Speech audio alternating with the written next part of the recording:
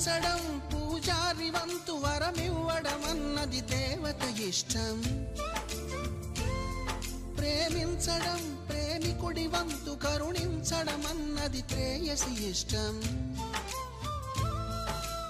ఎందువల్ల నిన్ను ప్రేమించిందో చిన్ని మనసుకే తెలియదుగా, నిన్ను మరవడం జరగదుగా.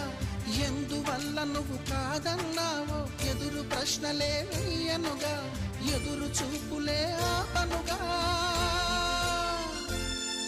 ఏనాటికో ఒకనాటికి నీ ప్రేమ సాధిస్తా.